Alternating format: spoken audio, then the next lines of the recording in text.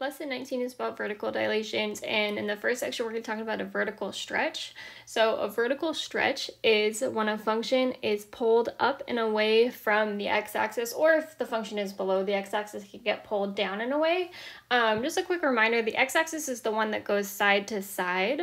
So if a function has a vertical stretch applied to it, it means it's going to be pulled away from that axis. So you can see it a little bit in each of these two graphs. In each of these graphs, the original function is going to be p of x, that's the blue one. The new function, the one that's been transformed or dilated, that's going to be the red one.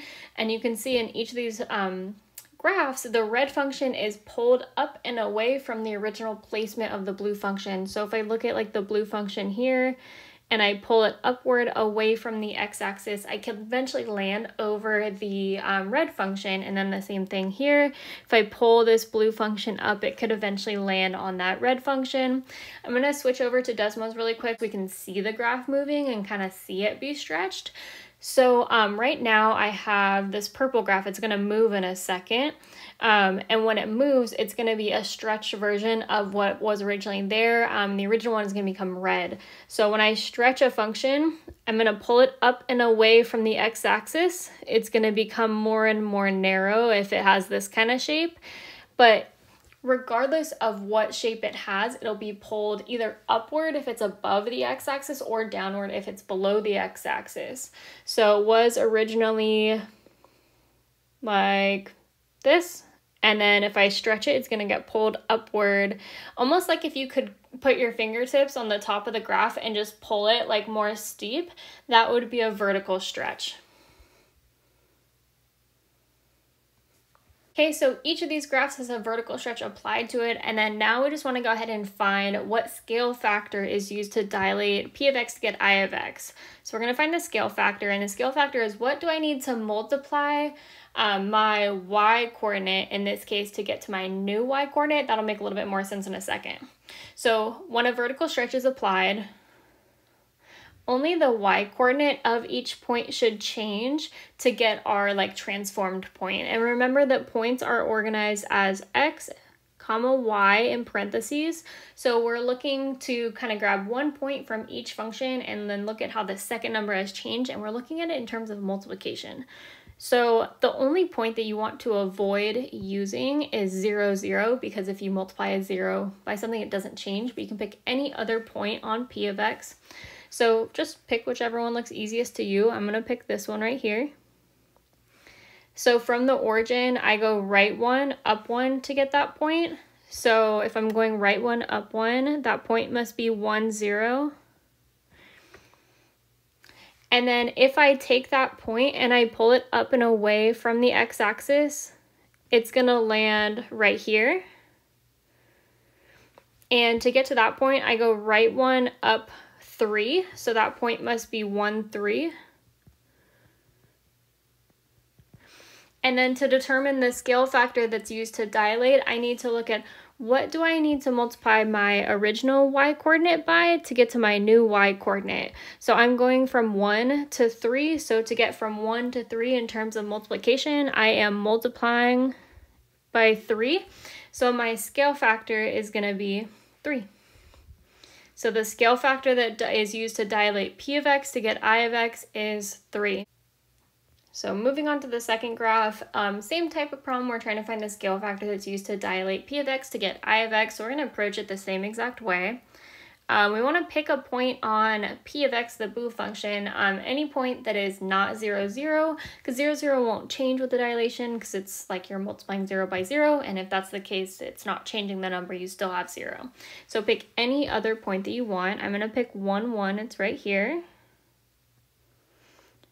And let me just specify, it's not like any point, it's a point that's on p of x, so p of x has the point 1, 1 on it, and then that point is getting pulled up and away from the x-axis to get this point on I of x, and to get to that point I go right 1, up 4, so that's the point 1, 4.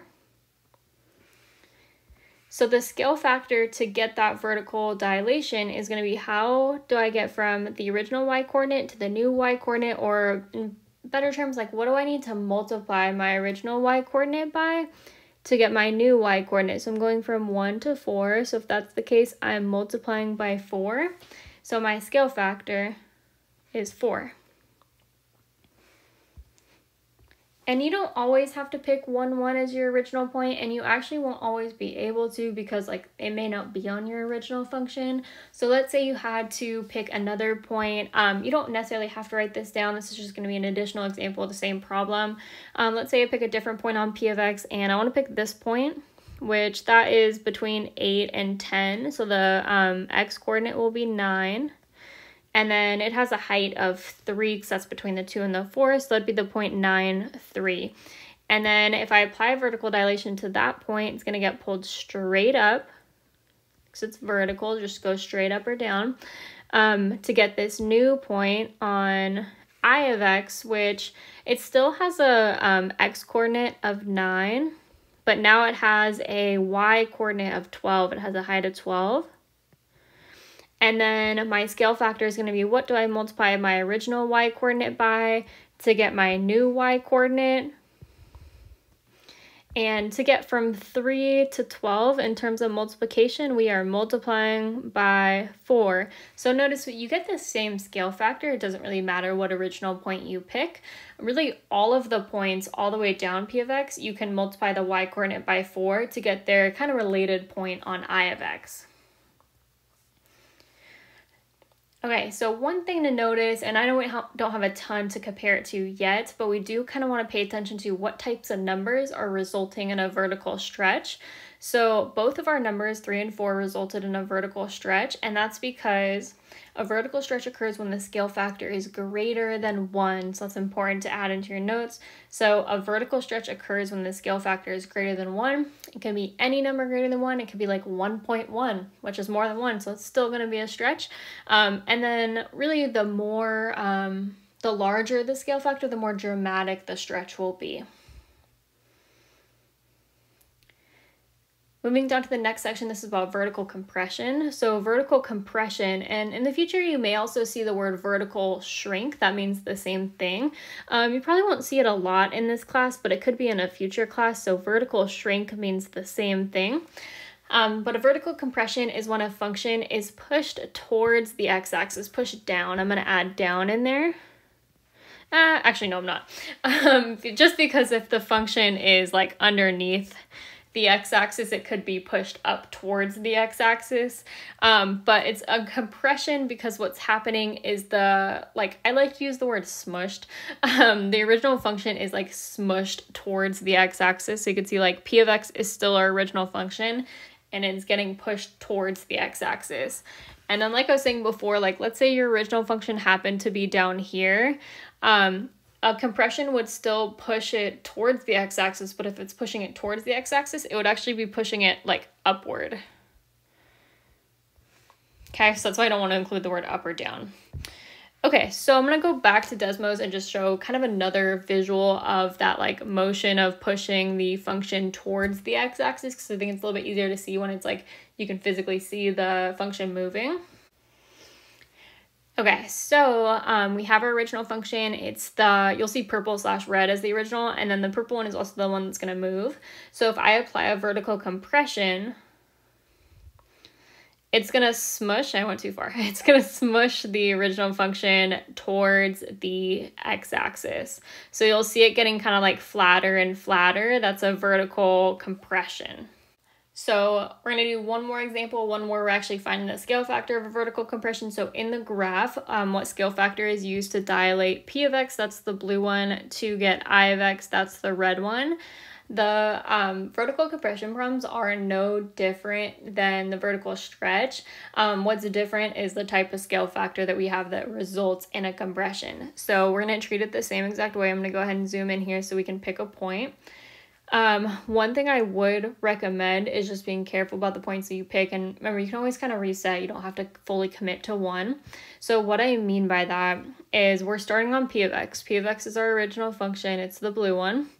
If I pick this point right here and then there's a vertical compression applied to it, then it shrinks down and it becomes this point right there.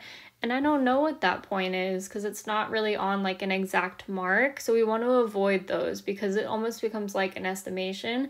So we want to pick points that fall on exact marks. So like if I go to, let's say my next point on P of X is right here. That's the one on the exact mark. And I compress that down and I have this point right here on I of X, and it's still not an exact mark. I still have to estimate it, so I don't want to pick those two. Let's see, there's this point on P of X, and then if I compress that down, I get this point on I of X, and that is on an exact mark. So that's the one that I want to use. That's the pair of points. So on P of X, that point is, it's at 4, no it's not, it's at 3, I looked too far over, 9. So this is 3, 9 on the y-axis, so this is the point 3, 9. And then the point on I of X, that's at 3 on the x-axis and 3 on the y-axis, so that's the point 3, 3.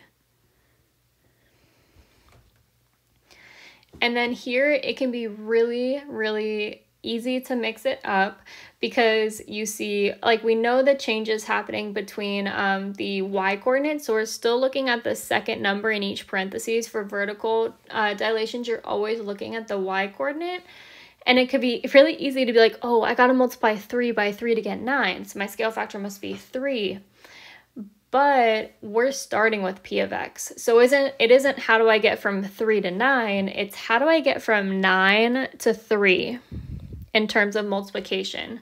And you may think, well, okay, I need to divide 9 by 3 to get to 3, but scale factors are always multiplication. So dividing by 3 is the same as multiplying by 1/3. So it's the same thing as multiplying by 1/3. And we always, always, always think of scale factor in terms of multiplication.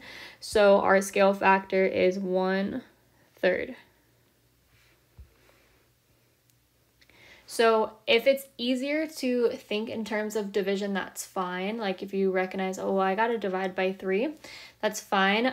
Dividing by a number is the same as multiplying by its reciprocal. So you could leave that as a note for yourself. Dividing, sorry, I should have typed it ahead of time because I write kind of slow. Dividing by a number is the same as multiplying by its reciprocal.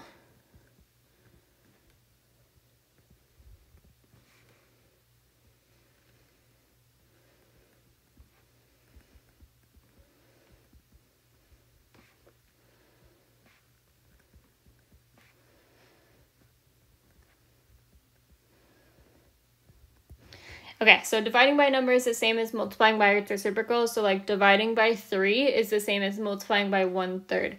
If you were like dividing by 4, that would be multiplying by 1/4. If you were dividing by 5, that would be multiplying by 1/5, and so on. So anytime if you want to think of division for your scale factor, just change it to multiplying by its reciprocal.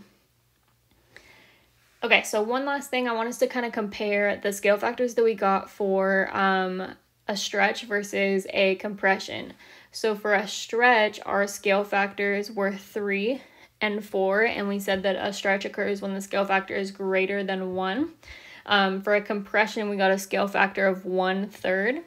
And it may be tempting to be like, okay, well, 1 is greater than 1, so the other one must be less than 1.